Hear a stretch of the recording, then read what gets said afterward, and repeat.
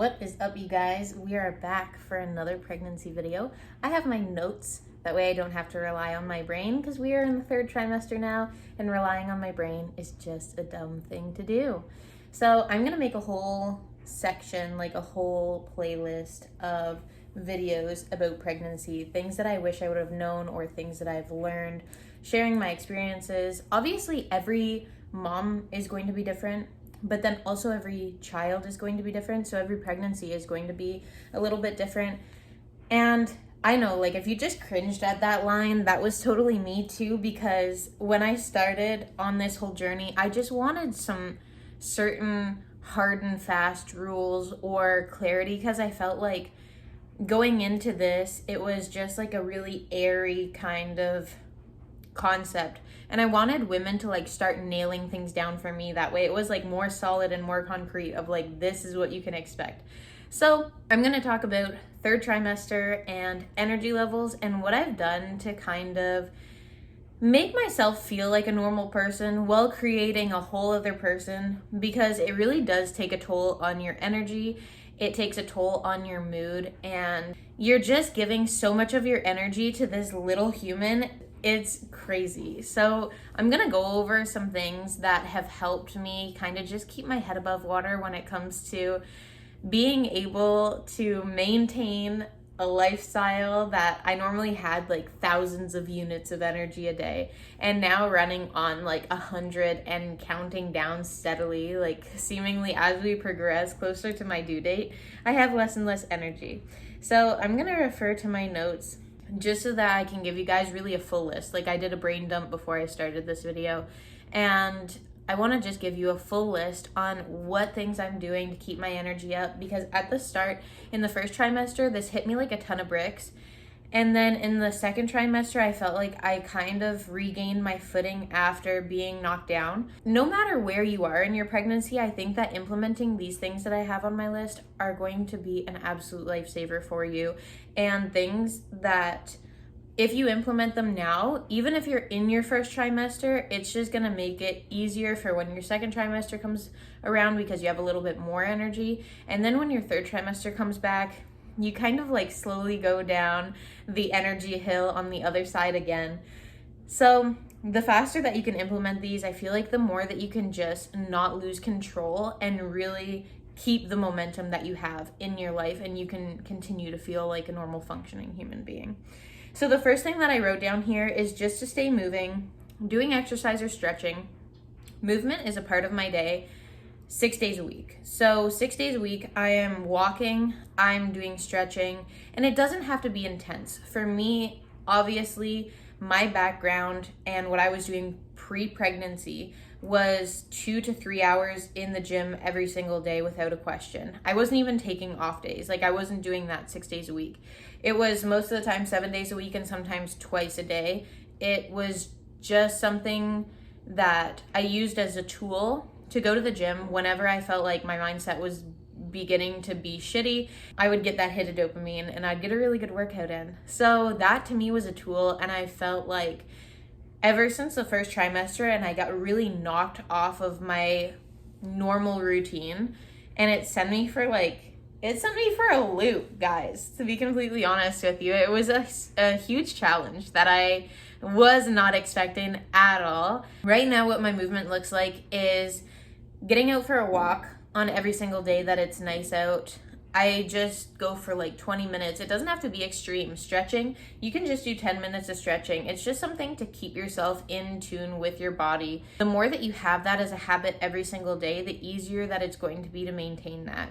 In my first trimester, the only things that I could bear to do were kind of eat a little bit of food that I know I needed to, sleep like 12 hours, and then kind of work and nap in the middle. Like, no chill. There was no chill to how tired I was. So obviously getting myself to the gym wasn't even something that I felt like I could do.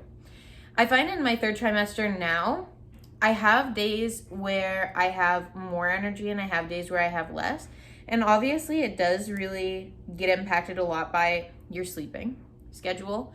So in the past few days, my sleep schedule has been a little bit off. I find the more that you can control your environment, the better.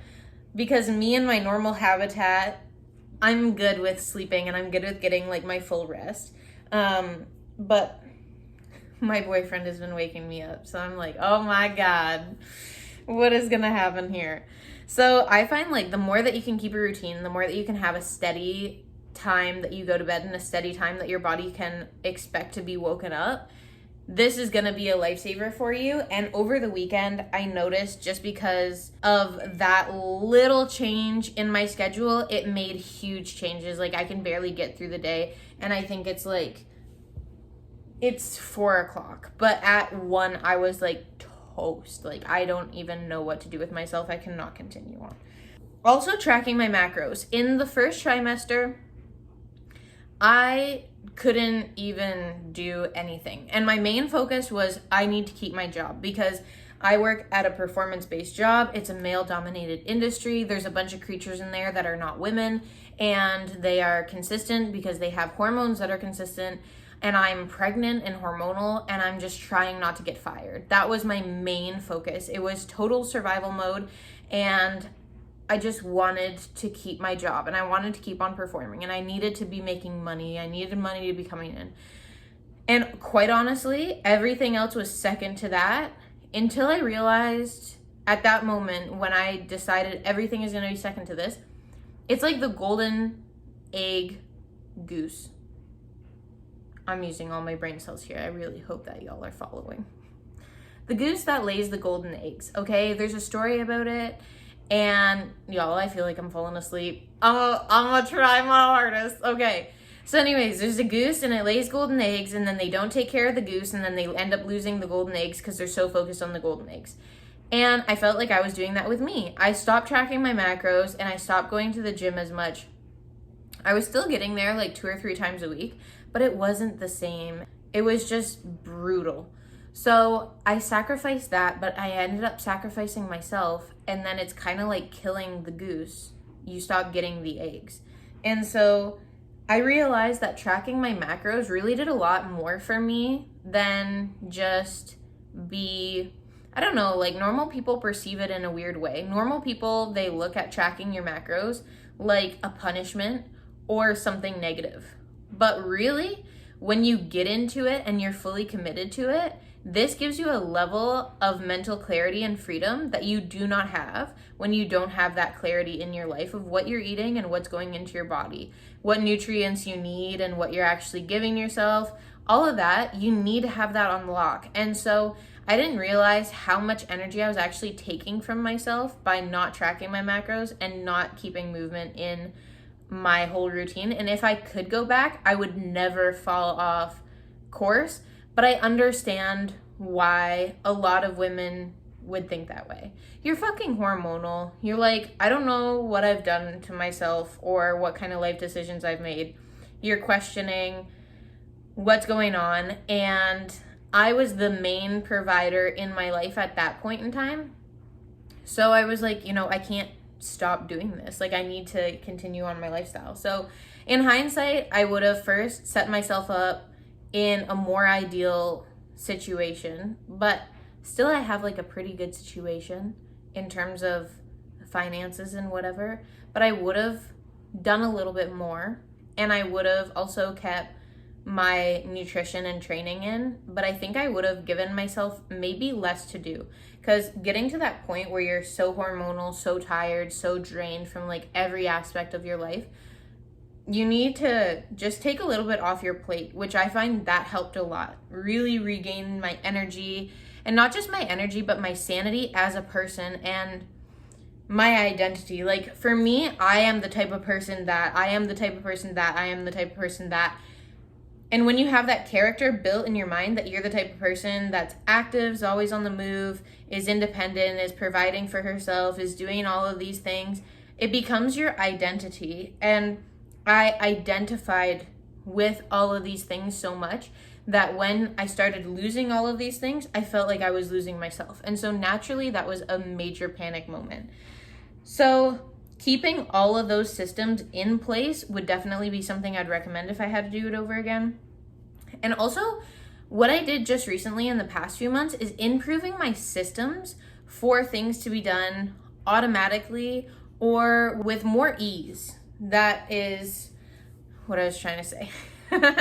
So with more ease, because I find that I had like my to-do list and it was kind of just a segmented routine and system that I had, and my system wasn't as efficient as it is now. So I find that improving the efficiency of my systems overall, for instance, my daily habits, I needed to have a more clear system for that, and I needed to have more subsections of how it was divided and how that actually worked. When it comes to social media, you might notice, or you might not notice, but I'll tell you a secret. I have a lot of things that are posted and it's done ahead of time. So I have batched content. So then I have this running automatically. So that way I'm able to take my focus on different days of the week and do different things. And I'm not just focusing, every single day for a certain amount of time doing a piece of content that absolutely needs to be done without a question. Then I have a situation where I'm actually able to have a few days where I'm not working on content, and then have a day where I'm working mostly on content, but I get a lot of it done for later on. Obviously, that's something that might just be specific to me, but if you guys have other stuff, like meal preps,